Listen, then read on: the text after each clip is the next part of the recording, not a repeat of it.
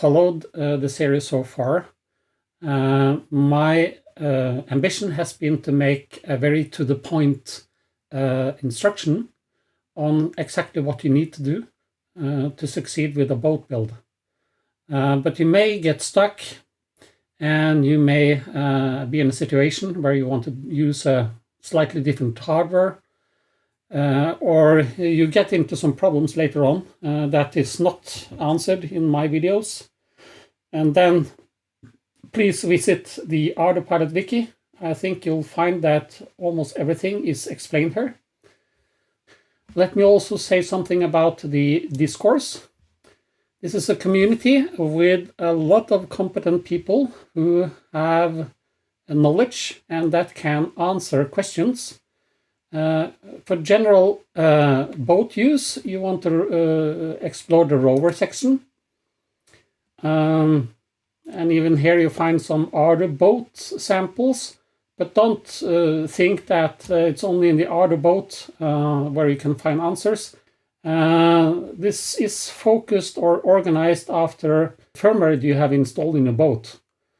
But the question that you need an answer for may be anywhere here, so please use that search field and try to find it. You can also explore different forums as well if you're only interested in getting answers on some technology. For instance, I showed off in my third video, I think, a telemetry option for using ESP. I used an adapter that I bought on AliExpress, but if you want to make it yourself, you can follow this instructions here. And as you see here, we're now on the copter page, but that doesn't really matter because this is a Wi-Fi adapter no matter what. It doesn't matter if you put it in a copter or a boat or a plane. It's still a telemetry solution. And here you get everything, how to connect it, how to set it up. You'll find that this is the same software I used in my video about the Wi-Fi GPS. And if you look at, if you build this solution yourself, you'll find that the user interface here is more or less identical to that adapter you get from AliExpress. So obviously they use the same software, or at least a very similar version to it. But let's move back to the wiki. So let's enter the first time setup and see how far we have come. This then takes you through everything from scratch. We skipped the installation of the mission planner, and we went straight into how to assemble the autopilot. We talked about loading firmware on board with an existing ArduPilot firmware, and our PICSOC, which we installed, typically comes with Carp to firmware, so this is then the right way to look. And we have connected it. And we have done some configuration. Let's just dive quickly into configuration. There are additional information here that you might want to explore if you want to go further, and then trust me with what you need to do. Then you have additional information here as well. But we actually did the radio control calibration. We've done the accelerometer calibration. We've done the compass calibration. Everything here in video number 2. Please note, as you now have built a boat, you should do the accelerometer calibration and the compass calibration one more time. The transmitter mode setup we did, and in this video we also explain how to set up the transmitter for different purposes, also for the SkyRod. Motor and servo configuration, well, we at least added the channels. There's some additional information here on how to select different values if you use a single motor boat with a rudder. Skid steering, that's a 2-motor boat. That's what I have built now. Omni vehicle, forget it. And there is some additional information here on how you can test the motor direction as well. I don't use this. I typically put the hand behind the propeller and start the motors, and then I can feel by the blow of the air if it turns in the right direction or not. But you can do it more scientifically, just follow the instructions here. So let's move back. Failsafe, we didn't exactly talk about failsafes, so let's just dive into it. There are two failsafes that are really important. The one failsafe you may want to consider is to have the boat return home to you if it comes out of radio coverage, which is not very likely, at least with modern radios, but it's possible, obviously. It's a throttle failsafe. If you add 1, then it is enable, and then the failsafe action 1 will return the boat back to your home position. If you put it in 2, then it will stick in hold, meaning that it will just stay there on the water. Be very careful about using this. If you do, then you may have to swim out to save your boat. So I personally believe that RTL is much better. A smart RTL, I'm not going to go into here.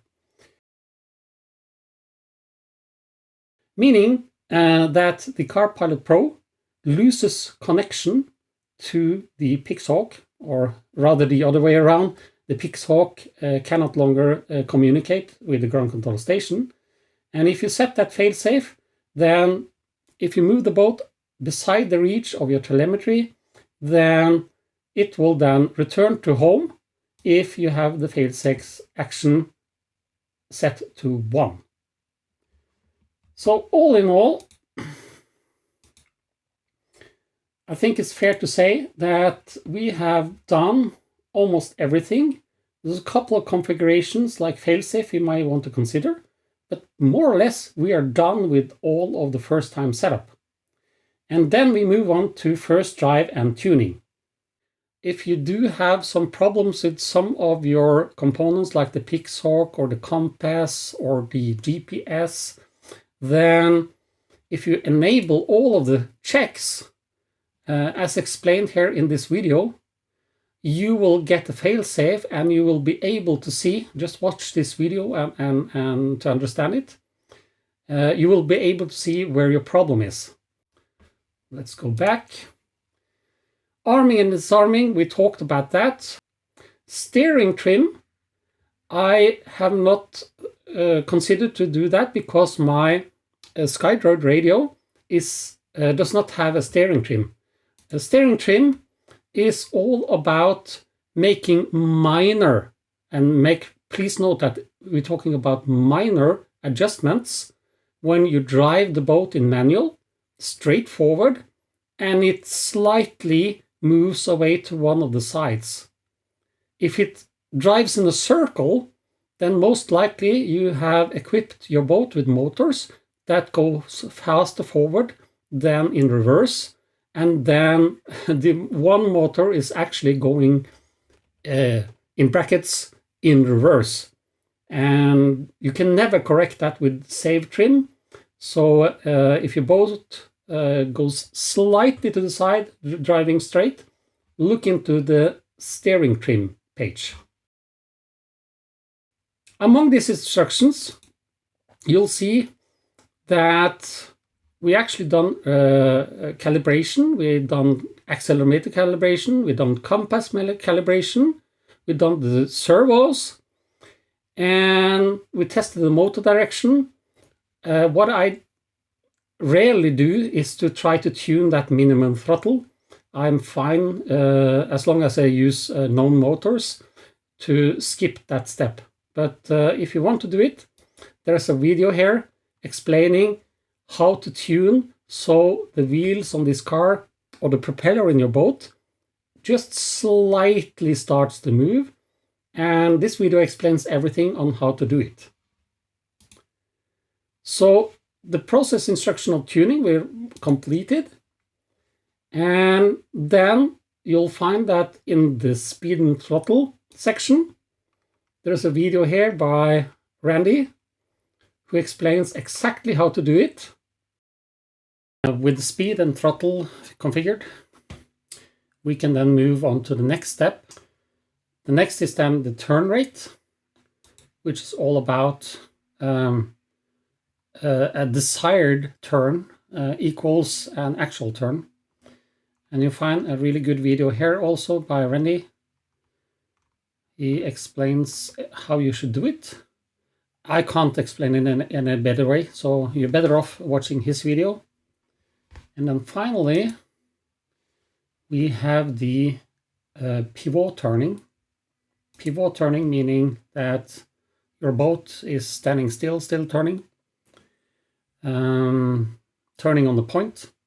And there's a video here first with a car and then also a boat of a kind, at least a box which is floating on the water, which also explains how to do this, and you can see the results and you know what to aim for. And also here I can't explain this any better than Randy already does. And then finally a little word of warning. You see here I have marked tuning navigation for 4.2 and lower. That's the current firmware version. If you're going to do 4.3, then there's a different way to tune the navigation. So please make sure you selected the right one. It's going to come so-called S-curve navigation in 4.3. And if you tune your boat now in 4.2 or lower, and at a later stage upgrade to 4.3, you need to reconfigure a boat. For this tuning of the navigation, you'll see that there are actually no videos here, but there are some advice. So follow those advice and you'll be able to tune your boat. Yeah, I will look into this section when I arrive at the water with my boat. In the previous video, I already put in existing parameters from an identical boat, so it should really be fine.